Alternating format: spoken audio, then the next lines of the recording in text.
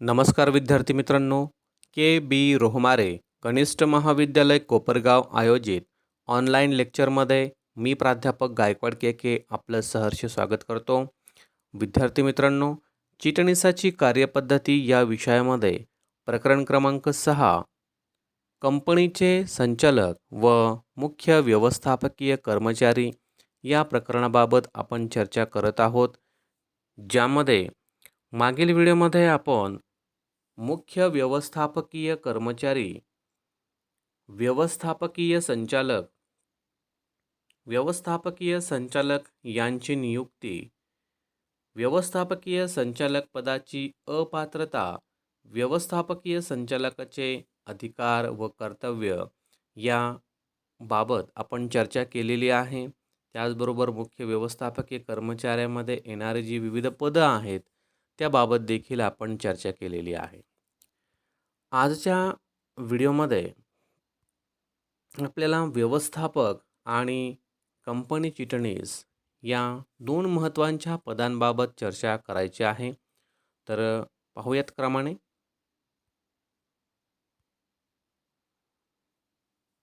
पहा, पहिला आहे व्यवस्थापक. कंपनी कायद्याच्या कलम 253 नुसार व्यवस्थापक या संकल्पनेसंदर्भामध्ये आपणाला माहिती दिलेली आहे. व्यवस्थापक यालाच इंग्रजीमध्ये मॅनेजर असा शब्द वापरला जातो. व्यवस्थापकाच्या बाबतीमध्ये आपणाला माहिती आहे की व्यवस्थापक याचा अर्थ की व्यवस्था पाहणे, म्हणून कंपनीबाबत किंवा कंपनीच्या संदर्भामध्ये व्यवस्था पाहण्याची जबाबदारी या व्यवस्थापकावरती असणार आहे किंवा मॅनेजरवरती असणार आहे. आणि हा व्यवसाय संस्थेचा एक अधिकारी म्हणून व्यवस्थापनामध्ये कामकाज पाहत असणार आहे. तर व्यवस्थापनाच्या संदर्भामध्ये या व्यवस्थापकासंदर्भामध्ये कंपनी कायद्यामध्ये दिलेल्या विविध गोष्टींची माहिती आपणाला असणं आवश्यक आहे. तर पाहूयात. व्यवस्थापक म्हणून नियुक्त केलेली ही व्यक्ती संचालक मंडळाच्या नियंत्रण, पर्यवेक्षण व दिशादर्शनाच्या अधीन असते. व्यवस्थापक म्हणून नियुक्त केलेली व्यक्ती संचालक मंडळाच्या नियंत्रणाखाली काम करते. म्हणजे संचालक मंडळाने सांगितलेल्या कामाची अंमलबजावणी करण्याचं काम हा व्यवस्थापक करत असतो. त्याचबरोबर पर्यवेक्षण आणि दिशादर्शनाच्या अधीन राहून संचालक मंडळाने दिलेली कार्य, दिलेल्या जबाबदाऱ्या योग्य वेळेमध्ये, योग्य प्रमाणे किंवा चांगल्या पद्धतीने पूर्ण करण्याची जबाबदारी व्यवस्थापकावर असते. व्यवस्थापक कंपनीच्या सर्व कार्यांची काळजी घेतो व हे त्याच्याकडून अपेक्षित असते. व्यवस्थापकाला सोपवलेली कामं ही त्याने योग्य पद्धतीने केली पाहिजे किंवा त्या कार्याची काळजी घेतली पाहिजे, हे व्यवस्थापकाकडून अपेक्षित आहे म्हणजेच की त्याने ते केलं पाहिजे, त्याच्यावरती ती जबाबदारी आहे किंवा त्याच्या पदासाठी आवश्यक असणाऱ्या जबाबदाऱ्यामध्ये ते समाविष्ट आहे, असं आपण या ठिकाणी म्हणू शकतो. व्यवस्थापक हा कंपनीचा संचालक असण्याची गरज नाही. जसं आपण संचालकांच्या बाबतीमध्ये पाहिलेलं आहे की संचालक नियुक्त करत असताना संचालकासाठी आवश्यक असणाऱ्या ज्या काही पात्रता आहेत त्या देखील आपण पाहिलेल्या आहेत. परंतु ज्यावेळी एखादा कंपनीचा व्यवस्थापक आपण नियुक्त करतो, त्या नियुक्तीच्या संदर्भामध्ये तो व्यक्ती संचालक असलाच पाहिजे असं कुठलंही बंधन कायद्यामध्ये नाही आहे. कुठल्याही त्रयस्थ व्यक्ती की जो संचालक नाही असा व्यक्ती देखील एखाद्या कंपनीचा व्यवस्थापक म्हणून काम करू शकणार आहे. कंपनीमध्ये एकापेक्षा जास्त व्यवस्थापक असू नयेत. व्यवस्थापक हा एकापेक्षा जास्त असू नये असं सांगण्यात आलेलं आहे की ज्यामध्ये एकच व्यवस्थापक आणि त्या व्यवस्थापकाच्या मदतीसाठी असणारे अधिकारी यांची नियुक्ती तुम्हाला करता येईल.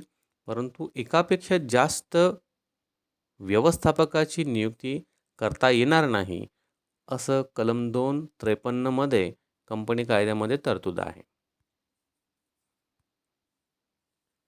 आता व्यवस्थापकासंदर्भामध्ये काही महत्त्वाच्या गोष्टी आपणाला माहीत असणं गरजेचं आहे. ज्यामध्ये बघा, कंपनी कायद्याप्रमाणे व्यवस्थापकीय संचालक किंवा व्यवस्थापक यापैकी एकाची निवड करता येणार आहे.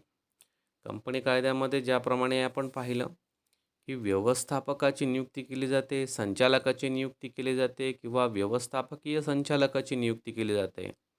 परंतु ज्यावेळी व्यवस्थापकाची व्यवस्थापकाची नियुक्ती तुम्ही करणार आहात, अशा वेळी व्यवस्थापकीय संचालकाची नियुक्ती करता येणार नाही किंवा व्यवस्थापकीय संचालकाची जर नियुक्ती केली असेल, तर व्यवस्थापकाची नियुक्ती करता येणार नाही. याचा अर्थ असा आहे, की दोन्हीपैकी तुम्हाला एका पदासाठी व्यक्ती नियुक्त करता येईल. दोन्हीही एकाच वेळी नियुक्त करता येणार नाही. त्यानंतर आहे, एकाच वेळी पूर्णवेळ संचालक व व्यवस्थापक यांच्या नियुक्तीला कोणताही प्रतिबंध नाही. म्हणजेच, की एकाच वेळी कंपनीमध्ये पूर्णवेळ संचालक आणि व्यवस्थापक यांची नियुक्ती करता येणार आहे. प्रतिबंध नाही याचा अर्थ तुम्हाला त्यांची नियुक्ती करता येणार आहे. जसं आपण सुरुवातीला पाहिलं, की व्यवस्थापकीय संचालक आणि व्यवस्थापक एकाच वेळी नियुक्त करता येणार नाही. दुसऱ्या महत्त्वाच्या कारणामध्ये आपण पाहिलं, की एकाच वेळी पूर्णवेळ जो संचालक आहे आणि व्यवस्थापक आहे यांच्या नियुक्तीला कुठलाही प्रतिबंध नाही. म्हणजे एका वेळी ही दोन्हीही पदं आपण नियुक्त करू शकणार आहोत. त्यानंतर आहे, एकाच वेळी पूर्णवेळ संचालक व व्यवस्थापकीय संचालक यांची नियुक्तीला कोणताही प्रतिबंध नाही. म्हणजे व्यवस्थापकीय संचालक आणि पूर्णवेळ संचालक यांच्या देखील नियुक्तीला कुठलाही प्रतिबंध नाही. दोन्हीही पदं एका वेळी तुम्ही नियुक्त करू शकता. एकापेक्षा अधिक व्यवस्थापकीय संचालकाची नियुक्ती करण्यास कोणताही प्रतिबंध नाही.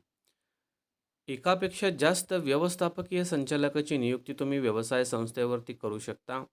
जसं आपण व्यवस्थापकाच्या बाबतीमध्ये पाहिलं, की एकापेक्षा जास्त व्यवस्थापक नियुक्त करता येत नाही. परंतु व्यवस्थापकीय संचालक जर असतील, तर ते एकापेक्षा जास्त नियुक्त करता येऊ शकतात, असं कंपनी कायद्यामध्ये आपल्याला सांगितलेलं आहे. त्यानंतर आपल्याला पाहायचं आहे क्रमांक 2, कंपनी चिटणीस. कंपनी चिटणीस म्हणजेच कंपनी सेक्रेटरी, ज्याला आपण CS असं म्हणतो. चिटणीसाच्या विविध प्रकारामधील सर्वात हा महत्त्वाचा प्रकार आहे, ज्याला आपण कंपनी चिटणीस असं म्हणतो. कंपनी चिटणीस म्हणजे काय आहे, या संदर्भामध्ये मागील प्रकरणामध्ये आपण यावरती चर्चा केलेली आहे. 2 प्रकारचे महत्त्वाचे चिटणीस आपण पाहिले होते, ज्यामध्ये खाजगी चिटणीस आणि संस्थात्मक चिटणीस. खाजगी व्यक्तीने स्वतःच्या कामासाठी नियुक्त केलेला व्यक्ती म्हणजे खाजगी चिटणीस असतो आणि कंपनीने कंपनीच्या कामासाठी किंवा संस्थेने संस्थेच्या कामासाठी नियुक्त केलेला जो चिटणीस असतो, त्याला आपण संस्थात्मक चिटणीस असं म्हणतो.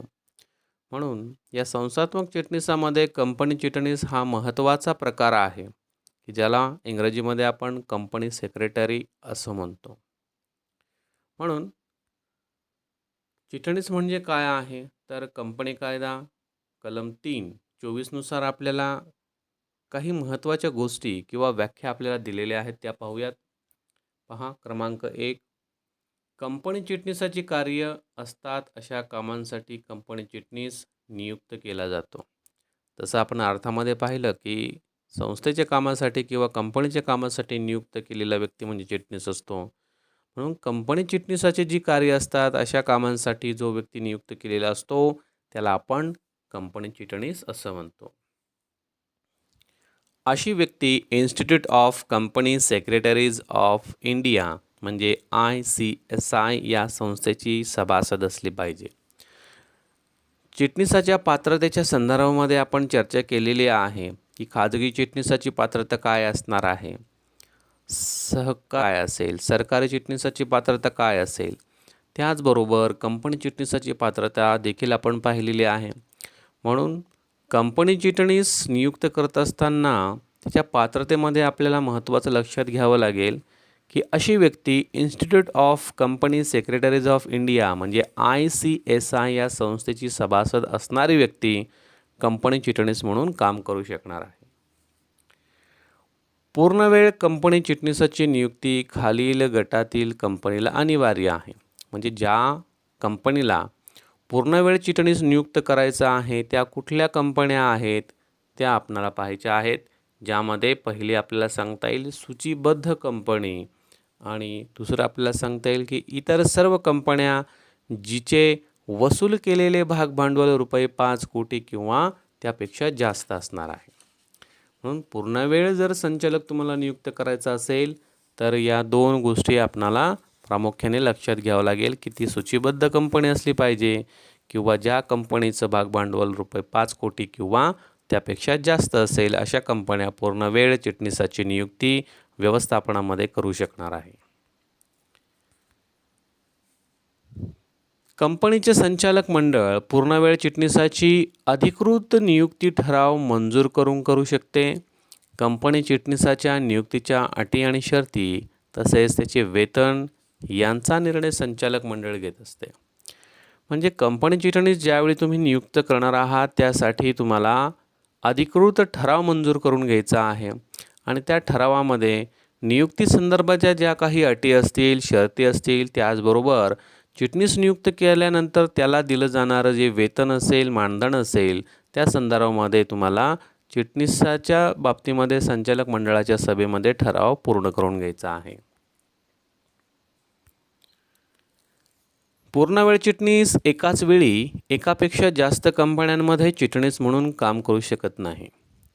जसं आपण संचालकांच्या बाबतीमध्ये पाहिलं की संचालक हे अनेक कंपन्यांमध्ये संचालक पद भूषवू शकतात, परंतु चिटणीसाच्या बाबतीमध्ये आपणाला महत्त्वाची गोष्ट लक्षात घ्यायची आहे की ज्यावेळी तुम्ही एखाद्या कंपनीमध्ये पूर्णवेळ चिटणीस नियुक्त करता, असा पूर्णवेळ चिटणीस एकापेक्षा जास्त कंपन्यांमध्ये चिटणीस या पदावरती काम करू शकत नाही. म्हणून त्याला एकाच ठिकाणी चिटणीस म्हणून काम करता येईल. पूर्णवेळ चिटणीस कंपनीचा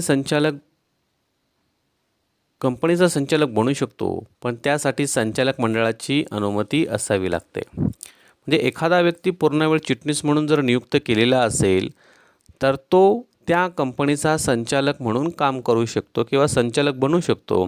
त्यासाठी त्याला संचालक मंडळाची परवानगी आवश्यक असते. आणि शेवटचं आपल्याला सांगता येईल की कंपनीच्या प्रथम चिटणीसाची नेमणूक ही प्रवर्तकाद्वारे केली जाते. मग आता प्रवर्तक म्हणजे काय आहे हे आपण मागे पाहिलेलं आहे की ज्यामध्ये कंपनी स्थापनेच्या संदर्भामध्ये ज्या व्यक्ती पुढाकार घेतात त्याला आपण प्रवर्तक असं म्हणतो. प्रवर्तक हेच पहिले संचालक असतात आणि कंपनीच्या स्थापनेसाठी जबाबदार असतात. म्हणून जो कंपनी स्थापन झाल्यानंतर प्रथम चिटणीस आहे त्या चिटणीसाची नियुक्ती करण्याची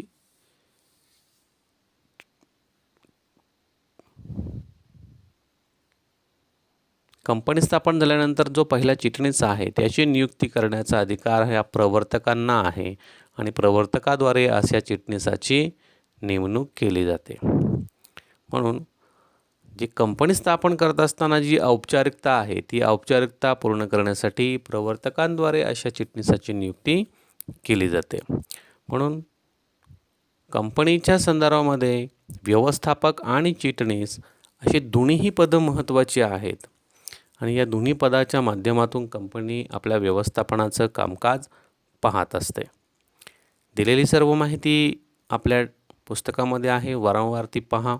त्याचबरोबर महत्त्वाची जे काही अर्थ आहे, व्याख्या आहे त्या आपल्या नोटबुकमध्ये व्यवस्थित लिहा, जेणेकरून परीक्षेच्या माध्यमातून आपल्याला त्याचा उपयोग होईल. व्हिडिओबाबत काही शंका असेल तर मला कमेंट बॉक्समध्ये मेन्शन करा, त्याचे उत्तर देण्याचा मी निश्चित प्रयत्न करेल. धन्यवाद.